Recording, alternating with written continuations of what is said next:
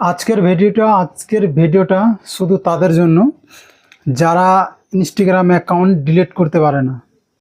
আপনারা প্রথমে ইনস্টাগ্রামটা log in করে নেবেন। লগ ইন করার পর এরকম একটা ইন্টারফেস আসবে। এখানে চলে আসবেন প্রোফাইলে আসার পর এখানে কোণাতে দেখো লেখা আছে 3 ডট, এখানে ক্লিক করবে।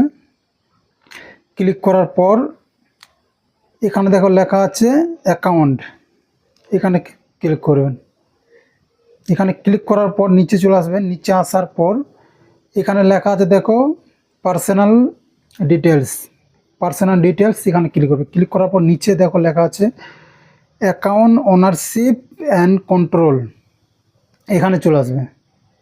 এখানে আসার পর তারপর আবার এখানে ক্লিক করবে। ক্লিক করার পর এখন আপনার অ্যাকাউন্টটাকে দেখাবে।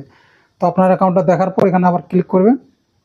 ক্লিক করার পর এখানে এখন দুই টাইপে আপনারা ডিলিট করতে পারবেন। উপর থেকে যদি ডিলিট করবে এখানে শুধু ডিঅ্যাক্টিভ অ্যাকাউন্ট, এখান থেকে যদি উপরটা যদি ডিলিট করবে তাহলে অ্যাকাউন্টটা ডিলিট হবে না, পারমিটিভ, খালি মানে লগ আউট হয়ে থেকে যাবে। আর নিচেরটা যদি ক্লিক করবে তাহলে কিন্তু পারমিটিভ একদম ডিলিট হয়ে যাবে। তার জন্য পারমিটিভ ডিলিট করার জন্য নিচেরটা ক্লিক করার পর কন্টিনিউ ক্লিক করবেন।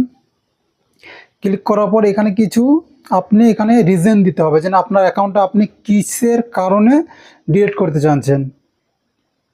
তো আপনারা এখানে যেটা ইচ্ছা সেটা রিজন দিয়ে দেবেন, যেটা ইচ্ছা সেটা দেওয়ার পর ক্লিক করবেন। ক্লিক করার নিচে আসবেন, এখানে কন্টিনিউ করে দেবেন।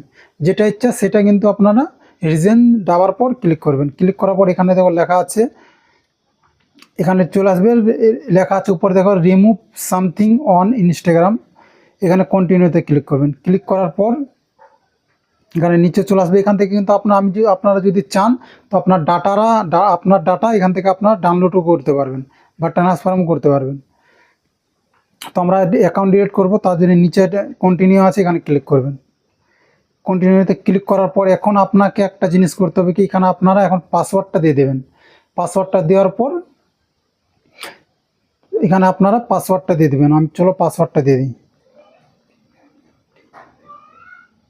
পাসওয়ার্ডটা দেওয়ার পর ক্লিক করবেন। ক্লিক করার সাথে সাথে কিন্তু এখানে আপনার একটা লাস্ট, এখানে কিন্তু দেখা আছে দেখুন লাস্ট, এটা টিপার পরেই কিন্তু আপনার অ্যাকাউন্ট ডিলিট হয়ে যাবে। আর একটা কথা মাথায় রাখি, অ্যাকাউন্টটা ডিলিট করার পর কিন্তু আপনারা 30 দিন কিন্তু এই অ্যাকাউন্ট আবার লগ ইন করবেন না। লগ ইন করলে কিন্তু আপনার অ্যাকাউন্ট আর ডিলিট হবে না। 30 দিন লগ ইন করবে না, তাহলে কিন্তু আপনার অ্যাকাউন্ট ডিলিট হয়ে যাবে। তো এখানে ডিলিট অ্যাকাউন্ট লেখা আছে, এখানে ক্লিক করবেন। ক্লিক করার সাথে সাথে কিন্তু আপনার অ্যাকাউন্টটা কিন্তু ডিলিট হয়ে যাবে পারমিটিভ।